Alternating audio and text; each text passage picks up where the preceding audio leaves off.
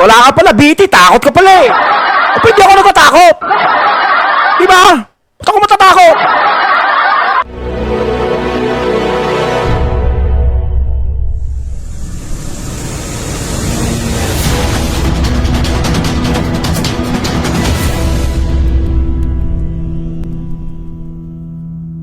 Ayo, what's up mga katuday? Yes! Ako nga pala si BT at nandito tayo ngayon sa BT Reaction and welcome to my channel, Tunay na Kritiko. Oh yeah! Ayan! At meron tayong panonooring video ngayon, mga meme! Ito ay nagmula kay Ders TV. Sa mga hindi pa nakakabisita sa channel ni Ders TV, bisita na kayo mga katunay. At kung hindi pa kayo nakakapag-subscribe, subscribe na din po kayo mga katunay kay Ders TV. At syempre, huwag niyo rin po sana kalimutan na mag-subscribe dito sa channel ko sa Tunay na Kritiko. Sa mga hindi pa nakakapag-subscribe and click the notification bell para maging updated po kayo sa mga reaction videos na aking ilalabas. At huwag na natin pagtagalin at sabay-sabay na nating panoorin ang laman ng video na hatid sa atin ni Ders TV at bibigyan natin ng reaksyon. Pasok! Hello po sa inyong lahat. Magandang araw po. Kamusta na po kayo? Andito na naman ako, ang inyong lingkod na legit Dowercads na tagahatid na mga legit na kaganapan tungkol sa TBJ. Kaya kung isa kayo sa hindi pa nakasubscribe sa ating channel, Yes. i-click nyo na po ang subscribe at bell button dyan sa baba para pag may mga bago akong balita, ay mano-notify po kayo agad-agad. At bago nga po natin simula ng balitaan, nais ko na magpasalamat sa inyong lahat sa walang sawang pagsuportang binibigay po ninyo sa aking mga daily update. So eto na at simula na po natin ang balitaan at tunahin natin ang tungkol po sa naging reaksyon ni Nanay Christopher Min sa balitang kakasuhan po ng tape ang mga tumatawag ng fake bulaga sa kanilang show. Narito po at basahin natin ang isang article. Ops, ako tinatawag ko silang tape bulaga Ako pa nga, nagbibigay pa nga ako ng pangalan sa kanila na pwede nilang gamitin kung sakasakali na para hindi nila pag-awayan yung itbulaga na pangalan eh. Oh, hindi ko sinasabing fake Baka mamaya, wala ka pala, BT, takot ka pala eh. O, hindi ako natatakot. Diba? Ba't ako matatakot? Sa akin lang, papaliwanag lang. Tuloy natin. So sabi sa headline, Christy pinagtawanan demanda sa fake bulaga. Pinagtatawanan umano ng mga vlogger ang naging pahayag ng abogado ng Television and Production Exponent Inc. or TIP na idedemanda ng kumpanya ang lahat ng tumatawag sa itbulaga ng fake bulaga. Ayan huwag nyo na kasi tatawaging fake. It hurts, you know, syempre, di ba? It's so hurt. Hurt na hurt! Oh gosh! It really hurts! Parang ganun yun eh.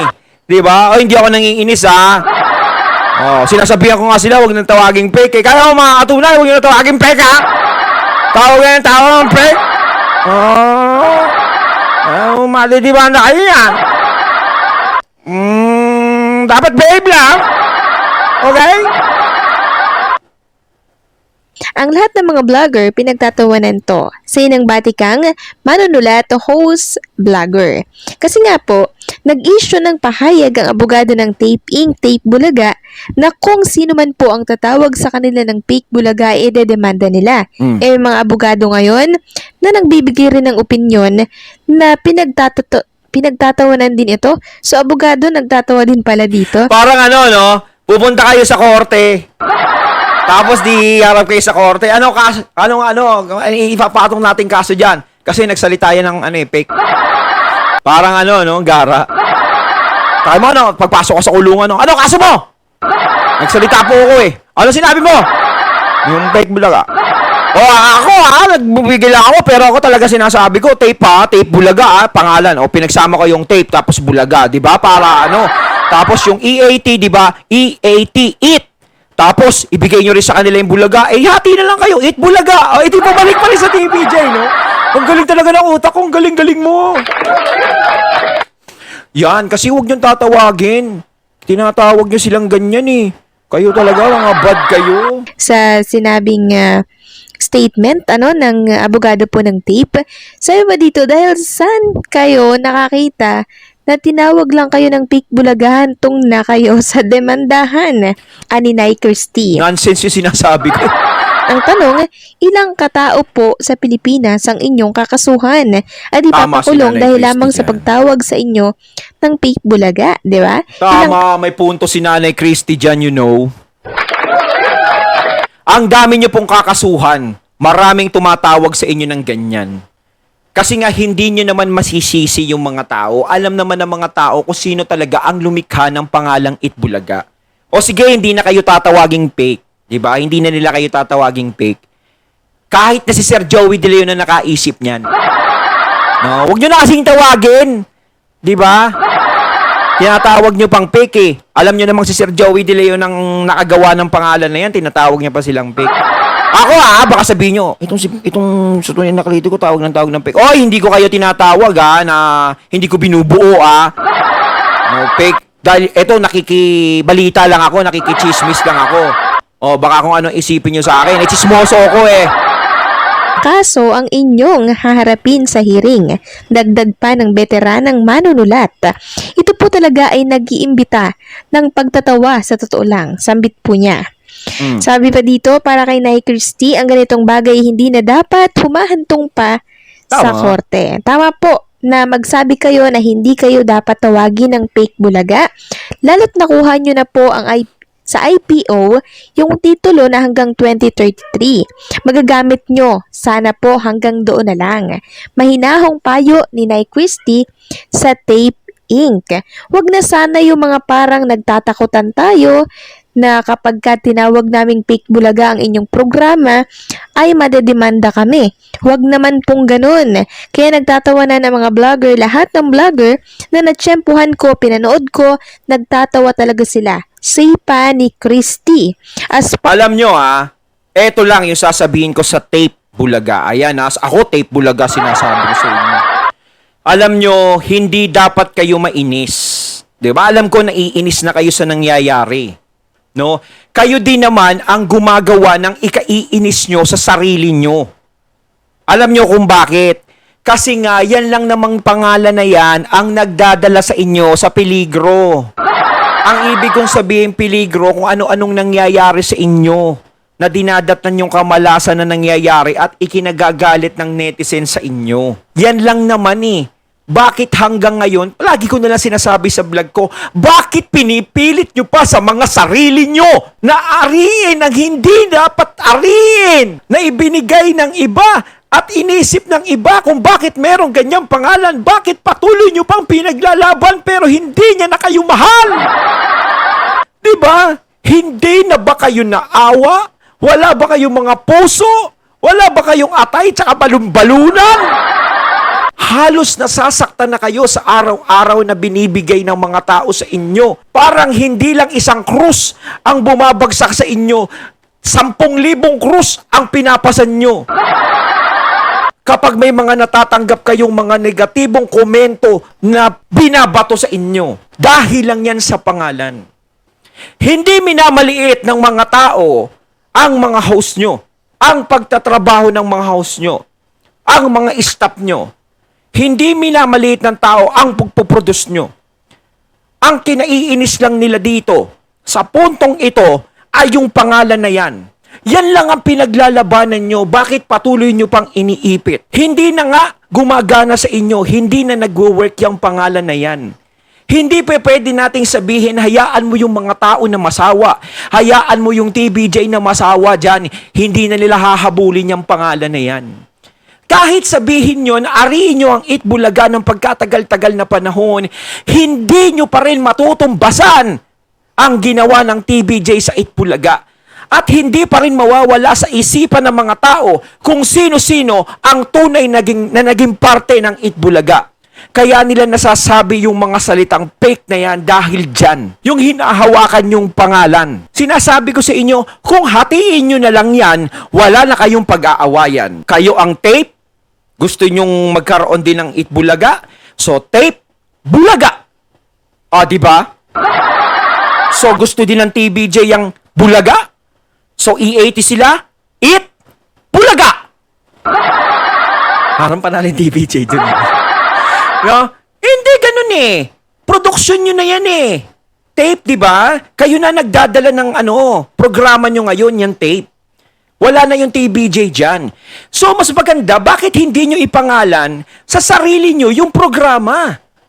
Di ba? Mas maganda yun. Binibigyan ko na kayo ng idea. O, huwag nyo kakasuhan ha. Binibigyan ko na kayo ng idea. At pangako ko, kapag ginamit nyo yung idea nyo, hindi ko kayo hahabulin. Oo, yung, syempre, meron tayong creator. Parang tama yung sinabi nung BT dun sa tunay na kritiko. Parang, bakit hindi natin yung pangalan sa atin? Di ba? Kapag nagkaroon kayo ng pangalan, so, tama. Pahawag na natin pag-awayan, kausapin natin yung TBJ. O, tape, Bulaga na lang. O, di ba? Eh di wala na kayong away, so makakapagtrabaho na kayo. Happy na! Oh, tanggap ko yun kahit mawalan na kami ng trabaho na ganito. Siyempre, wala na tayong pag-uusapan. Hindi na magiging mainit. Wala nang intriga. Hahanap na naman kami bagong intriga. Ganun lang naman. Baka ba sabihin ng mga vlogger, sira ulo talaga to si tunay na kritiko. Nagbibigay pa lang idea dun sa kabila. Kaya naman mga tol, kahit naman pa paano, no, bigyan naman natin sila ng tulong. Ako nagbibigay lang ako ng tulong sa kanila. No? 'Di ba? Kahit papaano. Gusto nyo yung naisip kong yan, no? Pwede natin pag-usapan. Diba?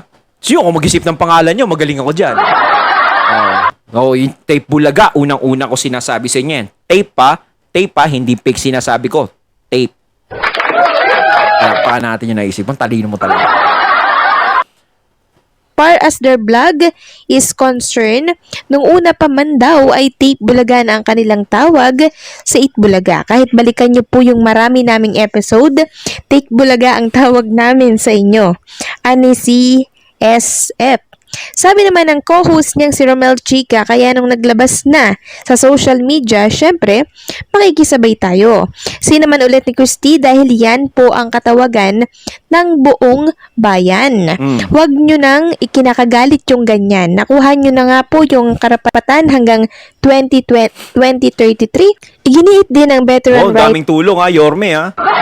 Ganyan ha. Daming tulong ha. Vlogger na kung naniniwala naman daw ang Tape Inc. na hindi sila fake, kahit tawagin pa silang fake Bulaga ay hindi raw nila ito dapat ikagalit. Ang It Bulaga ng Tape ay binubuo ngayon nina Isko Moreno, Paulo Contis, Bowie Villar, Betong Sumaya at iba pa. So yan po yung diba? Pwede nyo naman gamitin yung yung pangalan na Tape Bulaga, tapos sinasabi nyo kayo yung may-ari ng lyrics. Diba? Kasi taga dyan sa tape yung gumawa nun. So, si Bossing Vic ang gumawa ng melody. O, ibigay nyo na rin sa kanila yung melody. Diba? Kuskunin nyo na rin yung lyrics. O, diba? Para wala nang away. Mga sir sa TBJ, pagbigyan nyo na sila. Hatiin na lang yung pangalan. Sir Joey, Bossing Vic, Tito Sen. Tama ba yung naisip ko? O, diba? Tamang-tama yun, ha? Mamaya, pagbabato ka na ulit. kabuhang nilalaman ng ating article na binasa, no? So, ang comment ko naman dito, talagang magtatawanan lang po sila ng mga makakarinig ng balitang kakasuhan. Yung mga tatawag po ng Peak Bulaga sa kanila. Hindi ka naman pwedeng kasuhan ng libel ng mga ganyan. No? Kahit paano, kahit hindi ako attorney, may nalalaman naman ako sa ganyan. Kasi ang kaso ng libel, yung naninira ka, yung mga buhay ng may buhay, inaano mo, inuungkat mo, di ba mga ganun yung katunay? Halimbawa, ikaw, may asawa ka, sila sabi ko, ganito yung ganyan asawa niyan, may mga kabit, mga ganyan, mabaho ang ganyan. Yun yung mga ganun, di ba? Yun yung mga nakakasuhan. Pero yung kaso dyan sa fake, kumbaga parang ano lang yan reaction lang din ng mga tao yan, parang nagkakaroon ng tawag, yung mga tukso. Di ba, nung bata tayo, nagkakaroon ng tuksuhan, baluga. Di ba, mga ginaganong-ganon ka? Tapos may itatawag na sila sa'yo. Araw-araw, pag lalabas ka ng bahay, may tukso sila na tatawag sa'yo. Parang ganun lang yan. Para lang bata. Kasi nasa showbiz kayo At nasa intriga pa ngayon kayo. Mainit-init kayo sa intriga. So, dapat hindi nyo na inaano. Kung alam nyo sa sarili nyo, hindi kami fake. Hindi kayo fake. Wala. Bahala sila sa buhay nila magsalita sa atin. Basta tayo magtrabaho, di ba? Ganun lang yun. Pero kayo mga katunay, natawag nyo sa kanila. Dahil kung kung tototohanin po nila yon, ilang milyon po yung kakasuhan po nila nito? Oo, dami. Ilang milyon ba yung supporters ng TBJ? Mhm. Marami. Eh di ibig sabihin nun, yun din yung kakasuhan po nila. Eh di mauubusan Mantakin mo, no? Credits. May mga tropa tayo dyan, sa mga tropa nating Sputnik, dyan, sa mga komando, sa mga ano. Mantakin nyo. Kapag mga sige-sige, mga ganyan, mga ano natin yan, mga sir natin dyan sa loob. No? Kala mo na, alam mo yun. Hindi, pero may mga kaibigan ako na ganun. Yung mga galing din sila sa ganyan. No, pero ang sinasabi ko nga, so milyon-milyon ang kakasuhan nila. So magtatayo ng grupo din sila sa loob. Ang dami, di ba? Mantakin mo, anong grupo nyo? Kami yung mga TBJ na tatayo ng sariling ano yun. Ang dami nyo kasing ipapakulong yan pag nagkataon. Sabihin ko sa inyo, napakarami. Baka yung mga kulungan dito sa buong Pilipinas, punong-puno. ng kulungan niya. At kapag nakulong yung mga taong yun, wala naman nanonood sa inyo. Sigurado lagi views nyo 0. Diba? Kasi alam nyo, yung mga nanonood sa inyo, sa totoo lang. Parang alam ko, parang, ayun din yung mga TBC supporter. Tinitignan na kayo kung anong ginagawa nyo. Di ako, aminin nyo yung mga katunay, ha? Iba dyan, sumisilip-silip. Kahit ako, sumisilip ako sa kanila, di ba? Kaya magkakaroon kayo ng views. Nakikita mo, views sila. Siyempre, ako curious, ano kayong ginagawa nila dyan sa kabila, no? Silipin natin. Minsan tayo nakikisyoso tayo, eh. Kahit kagalit natin yung kapitbahay natin, yung sisilip tayo. Anong ginagawa na itong mga anik-anik na to? Yan, di ba? So, hayaan lang natin ang mga mamamayang Pilipino na maghayag ng kanilang saloobin. Kasi hindi naman talaga maalis sa mata ng marami na ang Itbulaga po ay walang iba kundi ang TBJ. Yes! Eh, paano nga naman sila tatawagin ng tunay na Itbulaga kung yung mga nandoon po, hindi naman po sila Tito Vic at Joey, di ba? Yun po yun talaga yung rason kung bakit tinatawag po sila na fake Bulaga. Samantalang pag-usapan naman natin ang tungkol po sa live viewers ng EAT Ayan. kanina sa kanilang YouTube channel. So sa TV5 Philippines may 95k viewers po ang EAT at sa TVJ naman ay may 40k naman na viewers. Total of 135,000. Samantalang ang Tape Bulaga naman po ay nasa 548 lamang ang viewers sa Facebook.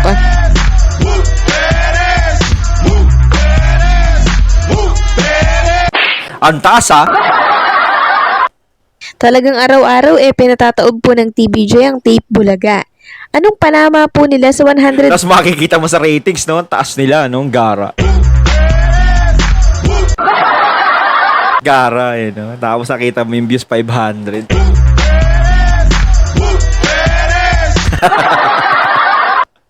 $35k na viewers ng EAT. Talagang manghihina po kahit sinong makakita po ng viewers po nila online. Isama pa po yung ratings ng TVJ, no? Malakas talaga yun sa online, kasi talagang dami nanonood sa social media. Kapag malabo yung signal sa kanila, lahat sila lumilipat na sa social media. Kaya yung isa is tumataas ang ratings doon sa TV. Siyempre, alam naman natin na ang TV5 hindi pa ganun. No, kapag yan, ang TV5 naging katulad ng GMA yan, ako, paktay kayo dyan. Para po kahapon. So, waging-wagi na naman po sa taas ang EAT ng TVJ. May 4.7% ang nakuha po nila, samantalang ang It's Showtime at Tape Bulaga ay tay lang po. Pares lang po ang kanilang ratings na 3.6. Talagang kahit sa anggulo tingnan, TVJ po ang panalo. Isa na lang po yung inaantay natin, yung resulta po ng korte sa trademark, ano? At sana panalo din po sila dito. Yung network din po ng Tape Bulaga, no? Ayun, bumagsak din po yung income nila. Talagang sunod-sunod na po ang kamalasan na ito na umiikot na po sa kanila. Dala-dala po ng sumpa na Itbulaga dahil ginagamit po nila ng labag po no sa nag-create nito, which is si Joey De Leon. Tama. Kaya Hindi naman kasi araw-araw- maluwag sa loob ni Sir Joey yan, Kaya pag ginagamit nila pa rin yun, talagang hindi tatalab sa mga tao. Mawawala yung swerte ng Itbulaga kasi mabigat dun sa talagang nakaisip. Araw na lang, no, nagpapatama na lang po si Joey De Leon na mga gusto niya pong sabihin. Nang sa ganun, mailabas niya po yung kanyang saloobin na kanyang dala-dala, no? Kasi mas mainam talaga na nilalabas po yan kesa po sa kinikim-kim lang. Kasi pag kinimkim lang yun, maaari po yung magresulta ng hindi magandang kalusugan. Oo. Kaya malaking tulong din talaga yung naglalabas ng sama ng loob. In that way, talaga namang nailabas mo din yung sama ng loob mo sa marami. So, nakakatulong din po yan.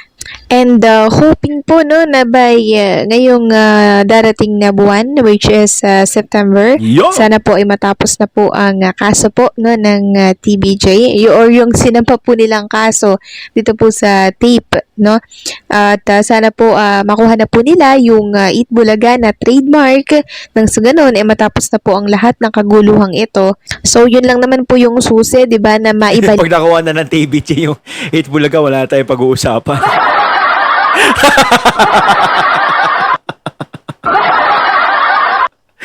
Para sa akin parang gusto mo sabihin sa tape no? Tape, huwag niyo muna ibigay yung Eat Bulaga.